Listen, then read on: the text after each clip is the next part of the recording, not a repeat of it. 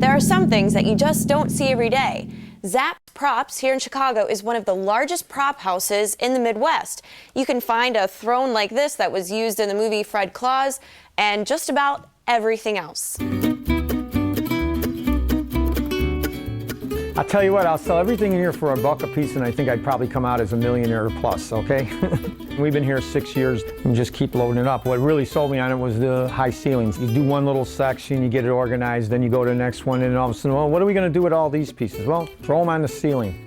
From bikes to old cash registers to carnival memorabilia, ZAP Antiques and Props is indeed packed from floor to ceiling with mostly Chicago-related items in a 32,000 square foot warehouse in West Bridgeport. Owner William Roski says with the largest prop house in Chicago, if there's a movie filmed here, he most likely has something in it, especially if it's a movie from an older time period. I kind of consider myself a time capsule. We specialize from around the turn of the century to 1970. William never planned on having a prop house. Back in the day, William had a business fixing pinball and jukebox machines and collected Chicago-related items as a hobby.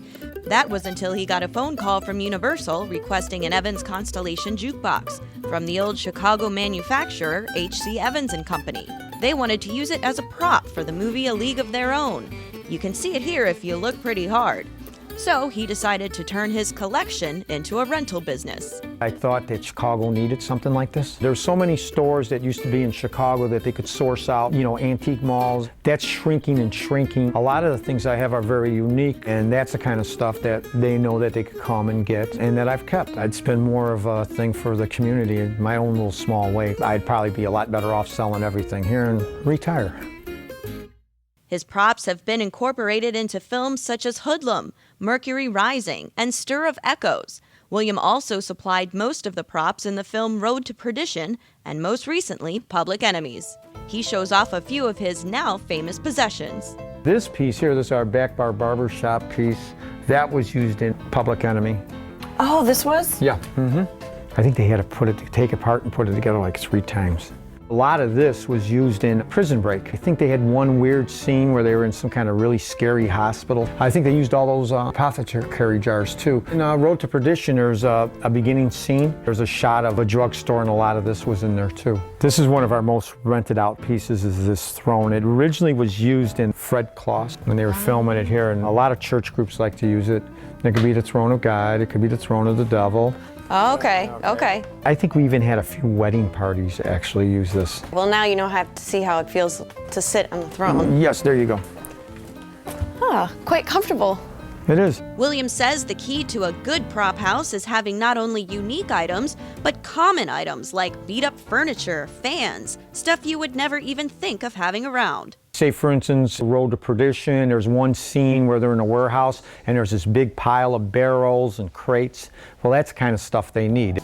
Looks like you have about 10 million phones. I try to keep multiples of phones. Black phones usually work. We have a few of these. We've got all these different colors of the Princess style type phones, banana phones with different colors, Ericsson phones. You know how to use one of these? No. The only thing I know how to use is my cell phone. There's no buttons on there, yeah. I'm sorry, I don't know what this is. This, friends, is a rotary phone, right? Right. Okay. When you see the old detective movies from the 1930s and they kill someone with the phone. Oh, yeah. Feel how heavy that sucker is. It's a weapon. Yeah, you could definitely get somebody with this.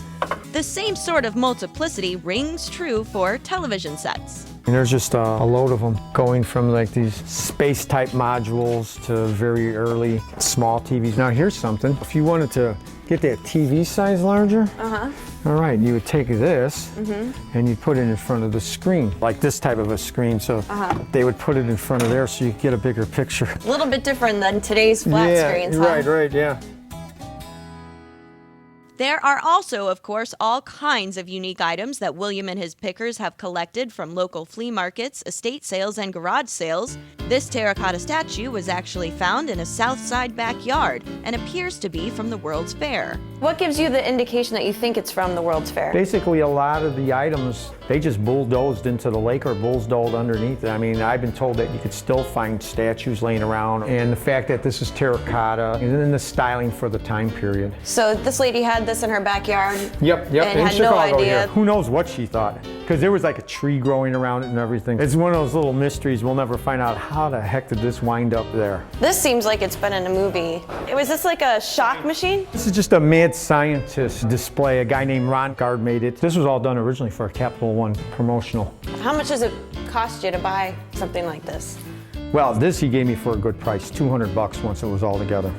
So if you want to make a weird, crazy scientist film, you can come right over here and get a mad scientist machine.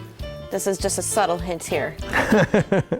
What do people want a big toothbrush for? I've seen that toothbrush and the tooth go out together, so maybe for, you know, dental hygiene classes. Right, well, hey, you never know. Okay. All right. Now here, Katie, this was like one of your first credit card machines. You'd have to put your card in here, like right around here, then they would put a piece of paper and then... Well, it's not so hard to use credit cards anymore. Yeah. Man, this thing's old. Must did something right. We broke it. Uh-oh. We broke it. Helene Curtis, these were hair dryers. Oh, yeah. And Helene Curtis was here in Chicago, manufacturer. They were over by Grandin on North Avenue in that area. Can you imagine sticking your head in there? The ladies had some really... They had big hair back then. Yes, they did. You know, they had to make them a lot bigger. Yeah, I mean, look at this. This thing's scary looking. It is scary looking. The sacrifices that we make to look pretty. So after 20 years of collecting stuff, William says he hopes that more movies will be filmed in Chicago, and the items in this historic prop house will be here for years to come. I'm proud of the place. I mean, it's something that it's taken me 20 years to put together, basically. I have 2 kids involved in the business that they just continue it on. We just want to have something here and leave it for everybody. I like being around the stuff, and I mean, I could live here. So if my wife ever kicks me out, there'll be a little bed someplace in one of these aisles.